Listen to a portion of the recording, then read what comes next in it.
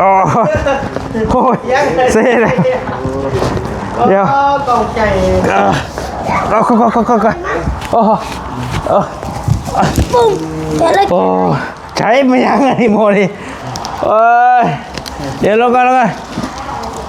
ขอโทษด้วยพอเด้อเบิ่งหน้าตาเด้อไม่นะเนี่ยเห็นนี่หูแล้วการมันเป็นไม่ยังหูอะไรกันล่ะหูแล้วยังนี่โอเคมุ้งบ่แม่นเสื้อวะแม่มีแต่ตัวไทยเอาต้อยแกะเลย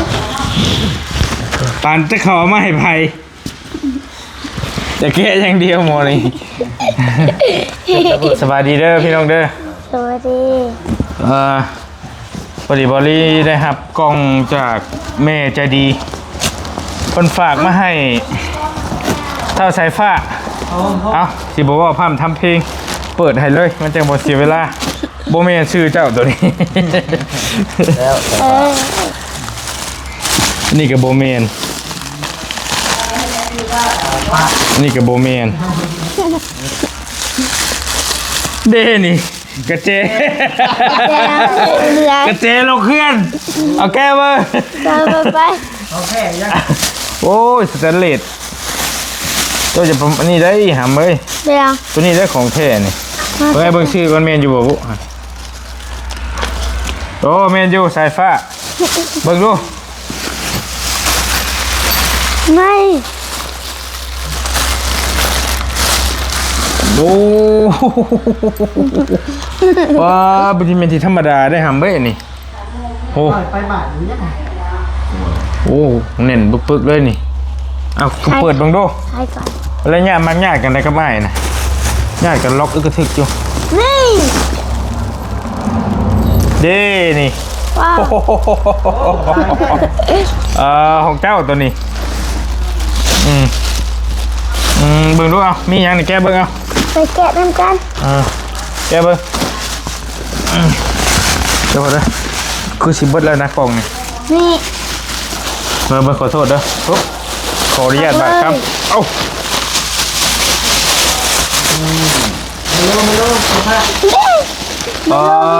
มีไมโลพ่อมมีชองทุงพ่นี่กับไฟแม่มีหนังใหญ่กับไฟกันว่าใส่ถุงยางนี่สีนทอดได้พอยบริเวณบางคนมาเอาให้บอกแก้วเรามาค้ามเปียกเราบอกว่าโมเมนต์นี่มันเลยคือจ้องอันนี้ต่างไทยเอิ้นทับพี่บ่แล้วเตอันนี้น้ำไอหมูฝอยโอ้ยบูดเมนนี่ดิเอาให้น้องมาเอามานั่งชิมตรงกันต้องขออนุญาตก่อนได้นี่เมนของเจ้าไปเลยนี่ปีโป้นี่ปาดิโดขอชิมได้บ่หมูฝอยนี่เลยแกแล้วแกชิมเบอร์มอบแล้วนะมอบแล้วนี่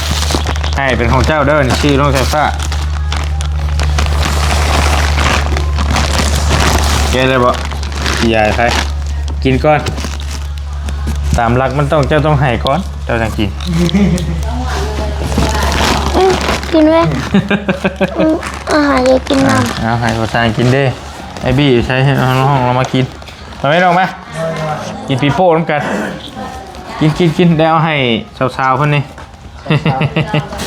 โอ้มหาสนีนะฮะสวัสดีมานี่ดิสองนมแค่ของตูดนะของตูดจ้ะเด้นี่คือของใส่ผ้านี่บ่แมวน่ะไม่นี่แมวกีบคือผมได้เทือหนึ่งแล้วมันเฮียบอกแล้วมันเป็นอะไรนี่ยังอยู่คือไอ้มาให้เทือหนึ่งแล้วก็มันน่ะนั่นก็เล็กปิ้งมันจะเล็กปิ้งกับเพลวแหละ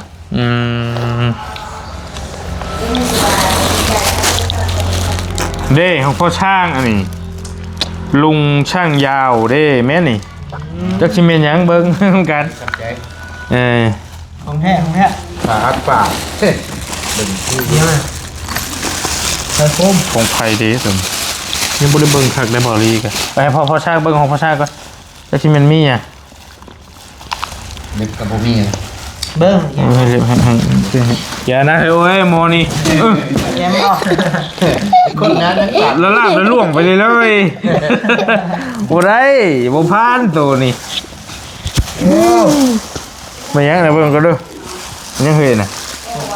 นี่ โอ้เดี๋ยว ชงเฮ้ย เสือโอ้ เสือเมียเราไปแจกกันนี่ มาเยังก็เจาะจริงจ้ะเสือผู้ชายเสือ ได้อยู่บ่ล่ะคือน้อยแท้ว่า คือแบบ บ่แนวใดก็ยะพอต้องใช้ นี่เนาะ พอต้องใช้ให้เบิ่งพอต้องบอกว่ากับแก้ตัวนี้แต่สิให้เราเข้าห้องหน่อยนึงให้เราใส่ให้เบิ่งหั่นน่ะอันนี้มันยังคือหยังตัวนี้บ่เบิ่งตัวนี้ก่อน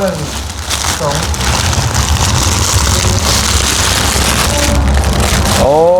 ลายทหาร เกจิกเลย นี่อันนี้ก็ลายทหารส่งไม้ได้ในมือหนึงได้นี่พี่น้องแกะถุงเลยว้า นี่เขาแคบ ก็ได้ส่งไล่เนาะ ขออนุญาต แคบ เข้าไปห้องหน้อยนึงแหละใส่มาให้เฮาเบิ่งนี่ว่าอยากให้แม่เพิ่น ใส่ เบิ่ง ชุด นะ นี้ นะ ก็ชุดนี้ ใส่กับแม่ก็ชุดลายนั่นแหละเพราะว่าอยากให้เพิ่นเห็นนะว่าใช้ได้หรือบ่ได้เนาะ ปีโป้ปีโป้ ตัวนี้ไฟโคม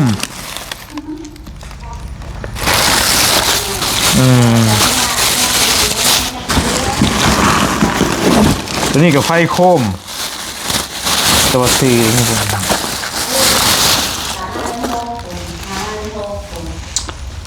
บาร์บี้ โอ้ คือจิเมนผมว่าเมนแหละบาร์บี้เหรอวะ เบานี่ มา เนาะ บาร์บี้แม่นเลยฮะ ตัวน้อบ าร์นี่ เบา บ่ นี่ บอบบี้แหละนี่กับแคบหมูกับแคบหมูบ่ได้หู้เด้ปีโป้โป้ อย่าเผานะเฮ้ยโมนี่ของโตก็มี เอา เออ ดูน้ เออ ำน้ำน้ มา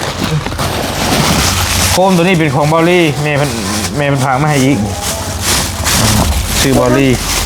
แม่แต่บอลลี่โอเคแบบใดดิตัวนี้ จะหมูอะไร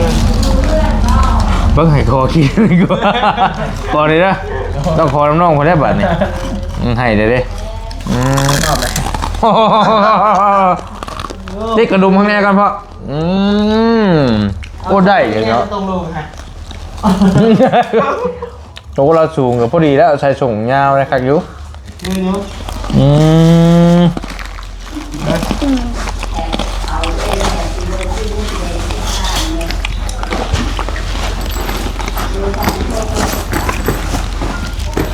หอยม้าเฮาอุ้ยลูกเป็นแม่ของเซล ให้เอาไว้พี่พ่อ ไปเราใส่ก้อนใส่กระดุมกันแป๊บนึงอย่าตู้น้ำหมอน้อยๆนี่นะนี่ ยังไงเก็บหมูกันบอก ำ นี่อยากลองกินต้มหมักย่าง แค่นี้ นี่นะ เมียงใส่ผัก แกะเลยเลย หมูฝอย แซ่บเคยกินก็เสร็จ จังวะ ไปดิ เอาเข้ามาเพียงบอโลเลยเนาะ ยืนกันยืนดู เพื่อนยังให้ยืนมาเอาไป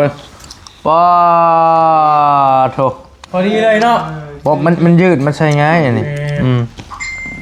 เพราะเราเขาบอกคนสูงเราบอกคนสูงเด้โอ้เมียมาส่องเบิ่งมาปอพี่ลึก ได้กินวิโก้ได้ใครเนี่ย ใช้เป็นโต๊ะได้ไหม เดี๋ยวมาฮะเอาแกะที่เจ้าอยากลองชิมลองเบิ่งเป็นแต่แซ่บอยู่แม่มันเฮ็ดเองนะคักเด้อันนี้ก็ ของก็ได้เลย เมียลุงช่างยาวหันเด้ ได้แล้ว ของเจ้าก็มีเอา อันดับเมาเลย เพิ่งมียามีหยังนำอันนี้ โอ้ แม่นบ่มีหยังเอามาเบิ่งอ่ะสักแม่นหยัง นี่นั่งเรื่องเสื้อผ้าก็ได้ วิทย์อยู่บ่เอาพี่ก็ได้นี่พี่ก็ได้เอาเจ้ายามมาครับ กระเจ๊ ยามมาเลยนี่ กระเจ๊ มียัง โอ้ตายติ๊กซอกได้เลยแกเบิ่งเอ้ยบ่ได้ฮู้แล้วบ่รีก็หากันมาแก้เบิ่งนํกันนี่เลย ว่าเจ้าของไผ่ของแกแกเบิ่งดู ขอกินหน่อยได้ไหมเขาจะว่าว่า เบิ่ง แซ่บเลยว่า ขออนุญาตเด้อ ปวดน้ ขอชิมมึงนี่ แค่ เรื่อง จะ ขอ ว่าง แท้นี่ก็ดี กินจ้ำก็ข้าวเหนียว เอาไปนุ่งก่อนแม่นแท้ แค่ไหม มีอย่างเนี่ยฮะบ่เบิ่งให้เบิ่งก่อน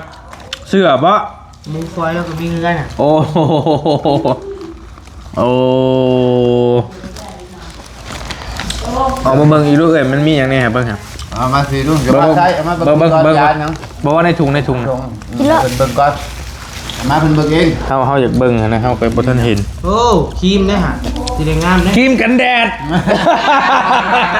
โอ้ย โอ้ยเด้กันแดดแก้ฝ้าหน้าขาว ว่าจะสิลงได้เว้ย โอ้พี่ลึกได้ใช้ครีมต่างประเทศผู้ใดเจ้านี่โอ้ผู้ถ้าตากแดดไปเลยวันนี้บ่ต้องย่านดำ กันแดดเลยเนาะ มันกันแดดเลยเด้อันนี้จักซิเมนต์อย่างอันเดียวกันบ่ เซรั่ม บ่ แบบ ผิวขาวก่อนนอนบ่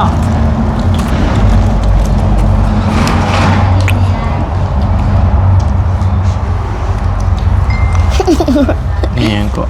ท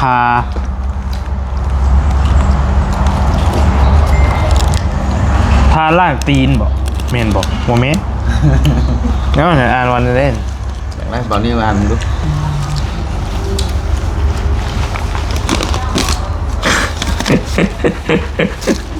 อ่านวันได้ไอ้กระโงกันเลยยี่นี่มันมีบอกยุ่นช่วยฟื้นฟูผิวกระจ่างใสอ๋อกะฝ้ารอยริ้วรอยเรียบเนียน ก่อนนอนเนาะ แม่น ล่างหน้างามแล้วก็ท่าบัดนี้โอ้พี่ลึกโอ้งามแท้ๆเลยวันนี้เจ้า แม่มันก็จะเบิ่งครับเบิ่งแน่ แม่นโอ้เบิ่งนั่นแหละเก็บทุกไร ขออนุญาตไปใส่เสื้อไม่เฮาเบิ่งนี่ ใส่เสื้อ ใส่แต่เสื้อก็ได้ไปห้องพุ่นเด้อเอาอยากให้เพิ่นเบิ่งหั่นนะน้อยนึงใส่ตัวใดก็ได้ดอก ตาเนี่ยโทรศัพท์ปะเอง ฝากให้ ไม่พี่แม่เบิ่ง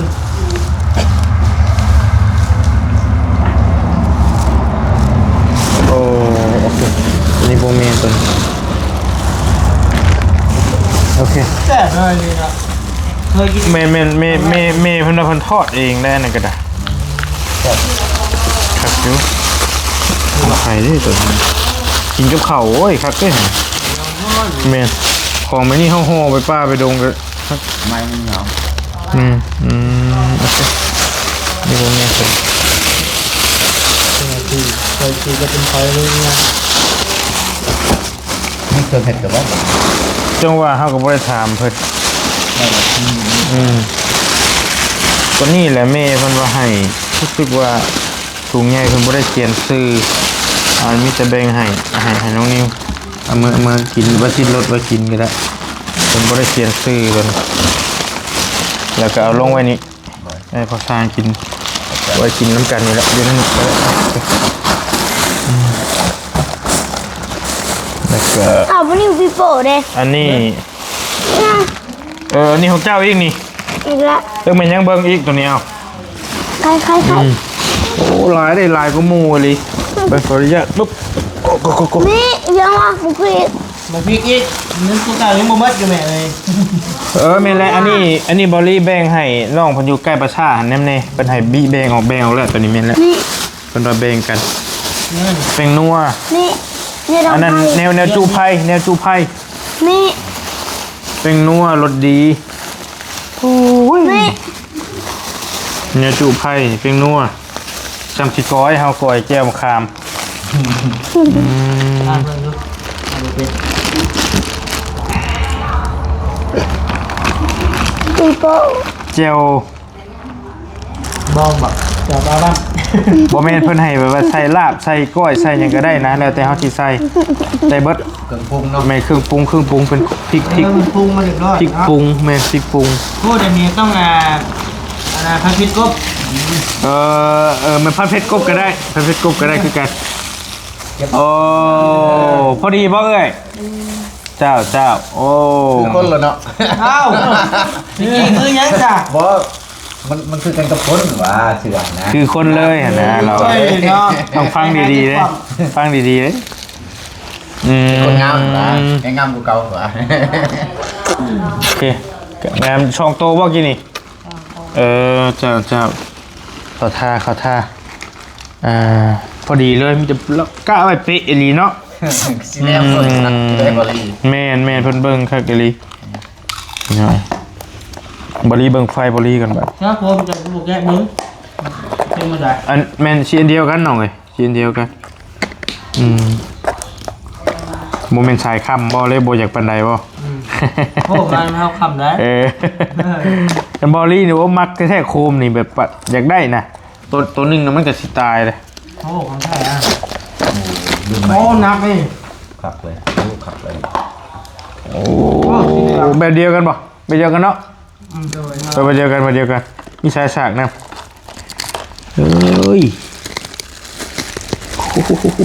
ใช่เนี่ยนี่ยืดของยืดขับได้เลย เฮ้ยพี่จะช่องมาพี่นี่โอ้ย นี่ว่าบอลี่เจ้าอยากเห็ดวงหน่อย บ่ตัวนี้มันวงใหญ่คักอยู่ตัวนี้ กว้างนะ วงใหญ่กว่าตัวนั้นมันสิเต็มจอเฮามันสิเต็มกล้องเฮา ทำของเจ้าเลยได้ดิ แม่นแหละพี่โอ้ จะบอกเว้นเลย แม่ ต้องแม่เป็นทางนะมันจุ่มน้อยเนาะตัวนั้นเนาะแต่นี่ แม่น ใกล้ แต่กระหุงคือกันปิดบ่ได้อีกบาดนี่ จะปิดเอาพี่ปิดทางตัวกลางอ่ะ สายสาย เขาคุณจะปิดอยู่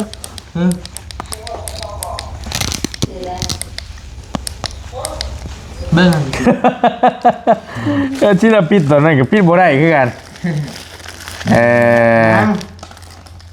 โอ้มันต้องปิดหลายเทื่อดีรอเนาะ บ่ลายมีเป็นกักมันเอง เจ้ามาตัวนี้ แม่เพิ่นมาบอลลี่ก็คือสิมีบอลลี่เดียวนี่สิ เห็นเขียนว่าบอลลี่แม่มันส่งให้โอเคขอบใจหลายๆเด้อแม่เด้อโอเคเนาะเอามีแต่โอ้ยเนาะหมอนี้หน่อยนี่ก็ได้ เอานี่ก็ได้ทีละคนก็ได้สักเล็กสักหน่อยนะขออนุญาตลองบี้เปล่าเมย์จะดีจากฝั่งไทยเด้อคนฝากโคมาให้ขอบใจเพิ่นนี่ แม่เพิ่นพามาซ้ำเถื่อยเนาะ เมย์เพิ่นบ่ให้เอาชื่อออกเสียงดอกเนาะอวยพรให้เพิ่นนั่นแหละซ้ำว่าได้หั่นแหละ ขอบใจแม่ใจดีเด้อที่ฝากโคมมาให้ลูกโดยลูกขอให้แม่จงมีแต่ความสุขความเจริญสุขภาพแข็งแรงปรารถนาสิ่งใดขอให้แม่สมความมุ่งมั่นปรารถนาเด้อแม่เด้อ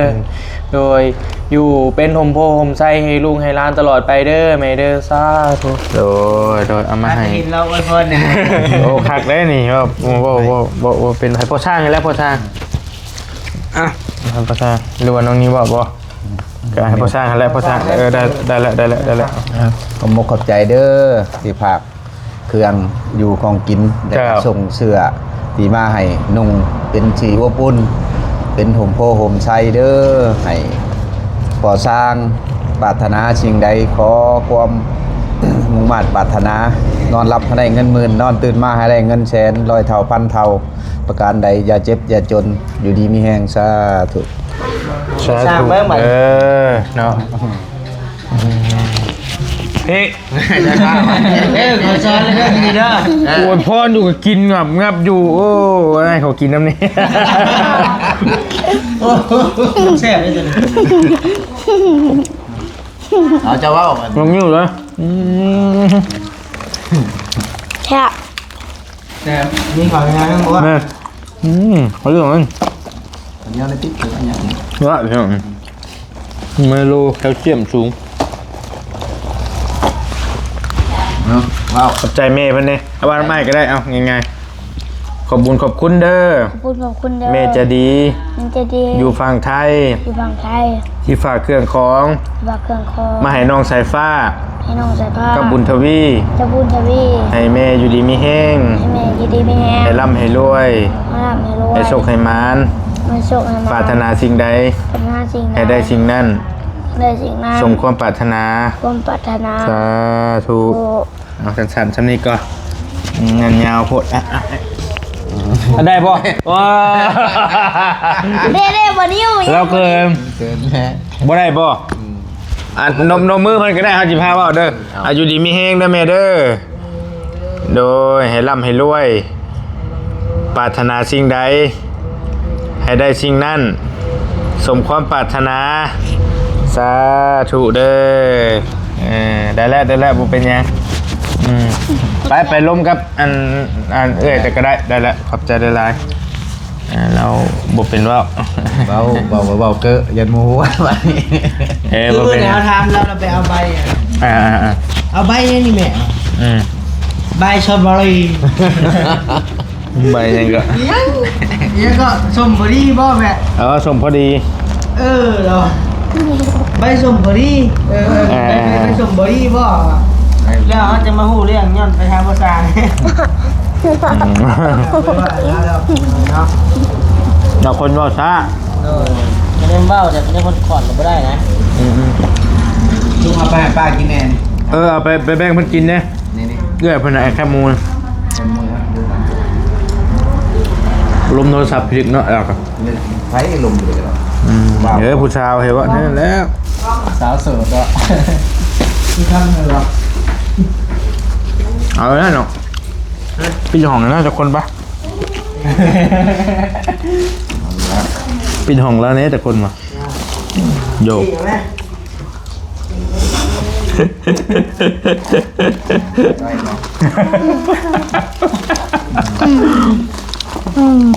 โอเคเก็บไปกินเอาไปแบ่งกันกินนะครับเด้อไม่โลไม่เล่นี่ก็เอามากินใครอยากก็กินเด้อผมมีปัญหาตรงนี้ กลับไปได้ไหม เอากับมือกันแล้ว ออกเลยป่ะ แม่เดี๋ยว กินข้าวกินน้ำ กับข้าวอ้ายก็อยู่รถผมเอามาให้เพิ่นกินก็ได้บ่เป็นหยังนี่เฮามาหากินอยู่เพื่อนอะไรทั้งพอแล้วแป๊บนึงเดี๋ยวซึ่งเด็กคือกันแล้วบริกับเพิ่มเมื่อคืนนี่กับเมื่อส่งอาจารย์ลาวอยู่เพื่อน เจ้าป่ะ เมื่อไหร่พัดเอาวันนั้นเราโกบเราจักคนฮักอีกเอาลงแต่รถ2 คนโอ้ยกระจังหน้ารถเพิ่น คนห้างเนาะ แมนมันไปช้าอยู่หัน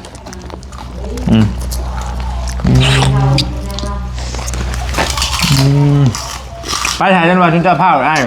คุยกับน้องไปน้อยนึงแหละก็จะไปเอากับข้าวให้กันเมื่อกันเดี๋ยวทางปลอดภัยเดี๋ยวตามเมื่อขอบใจได้ละ ได้พอดี กินหมูไหมไปเลย แทน ความแซ่บได้ฮะบอกว่า ตัวไหนตัวบนท่านแกะนะ ตั้งก็ได้ เห็นไหม ตัวนึงของเขากินนี่ จะคมไหมพี่ กินน้ำกันนี่แหละนี่ชุดนี้บุเป็นเฮานี่อยู่แล้ว เอาเดี๋ยวครับเดี๋ยว ขอบใจได้เดี๋ยวตามเมื่อกันแล้วเลิกละแกบ้าครับไม่ถุงไม่กินนี่มีเซ็ตกับใส่ถุงไว้ บ้านอาจารย์ครับไปท้องเที่ยวเปลี่ยนอะไรเราดูต้อง โอ้ยคันเลน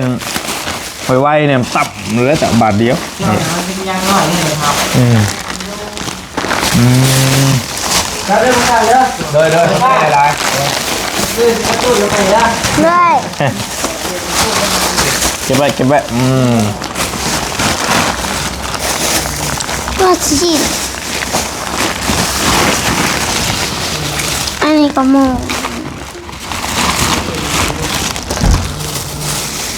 อันนี้เอาไว้เอาไว้ไพ่จีนคือมี3-4วะ ไว้ดมก็ได้ วันนี้คือมี2-4บอก นี่ครับ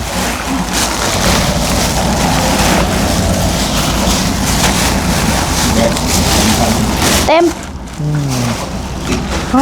มูลค่ามันอีกบ่ได้เป็นน้อยเลยพี่น้องเบิดหลายเพิ่นก็ นี่ ค่าฝากค่าใหญ่ก็บ่ได้เป็นง่าย มีอันนี้น้ำ2-4 อัน6กับ แต่ว่าก็เดี๋ยวแม่เพิ่นก็ส่งมาเรื่อยๆเพิ่นอยากทำบุญเป็นลูกหลานได้กินก็มีแห้งเพิ่นว่าหมกขอบใจแล้วแม่เพิ่นนะครับ มันความกรอบนั่น หนุกโป้แถมก้อยแล้ว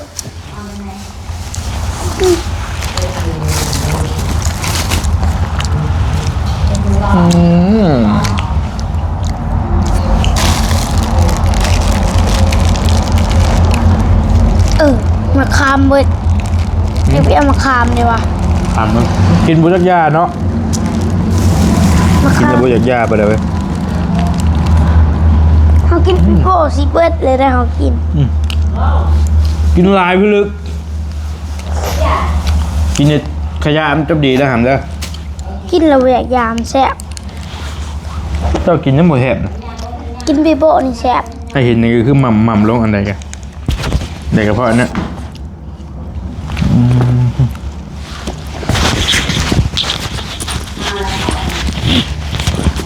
ไปสัตว์พี่น้องบอลลี่คอโตเสียเอาเครื่องของไปเก็บไว้รถกับเมื่อคือกันบัดนี้ก็จะเอากับเข้าวไปให้มาให้น้องเสื้อผ้าก็ซื้อปิ้งไก่ซื้อน้ำอยากได้กินมาให้ทางช่างเพื่อนนี่แหละเพื่อนมากินน้ำกันช่วงแรกเนาะขอบคุณขอบใจขอบคุณกับพุ่นในไลน์เดอร์ทางเมย์จะดีอยู่ฝั่งไทยเพิ่นกับฝากเครื่องมาให้เรื่อยๆอยู่เพิ่นกับขอบถือว่าใจดีแห้งเพิ่นก็ได้ขอบคุณขอบใจเมย์ในไลน์เดอร์ให้ร่ำให้รวยบุญคำน้ำสู้บุญคำน้ำชงให้เมย์อยู่ดีมีแห้งสุขภาพเข้มแข็งเป็นโรคเป็นเงาเบิ่งลูกเบิ่งหลานเบิ่งผู้ทุกข์ผู้ยากต่อไปเดินทางขึ้นเหนือล่องใต้ก็ให้มีแต่คนหักคนแพงอยู่ดีมีแห้งร่ำรวยอย่าเจ็บอย่าจนอย่าขัดอย่าซนเนาะเฮงๆปังๆนะแม่เด้อสาธุเก็บไว้ดูกล้องไปช่วยไอ้เนี่ยปะไปรถช่วยไอ้เนี่ยเอาคนละอันปะตัวเก็บไว้เด้อลงมาอันนี้เด้อ ยัง เก็บหอยไว้มองสูง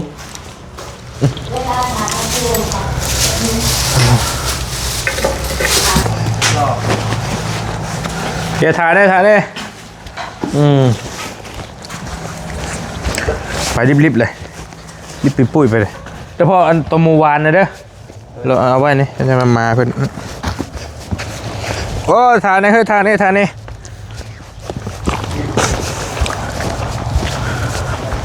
ปึ๊บคนกุ๊บ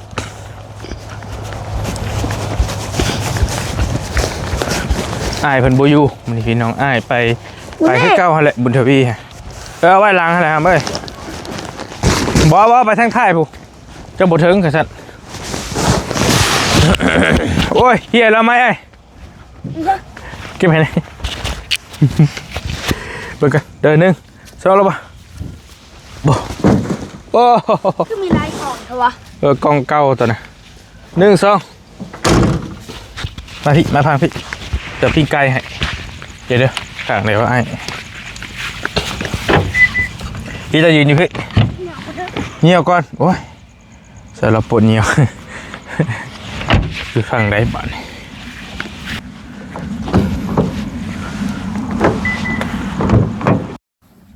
ซื้อปิ้งไก่ซื้อไข่ซื้อหลายอย่างอยู่เอาไปกินเด้อซุปหน่อไม้เดี๋ยวไอ้สิเอานี่ให้น้ำขนมไปสู้สร้างมันกินเด้อมาอันเหยียบเด้อไปชูคนกินนะครับเด้อจะแบ่งกันโอเคไปนอนจับดีเด้อจะไปอยู่ที่แล้วดึกแหละอยู่ดีมีแห้งพี่น้องบอลลี่ขอตัวเดินทางก่อนขอขอบใจเดลายพ่อแม่พี่น้อง FC ที่เข้ามาติดตามรับชมแล้วขอบใจเมย์เพิ่นเดลายอยู่ดีมีแห้งไปก่อนแล้วติดตามเคสน้องสายฟ้าในตอนต่อไปว่าสิแล้วสิทั่วมือใดบ๊ายบายเจอกันใหม่พี่น้อง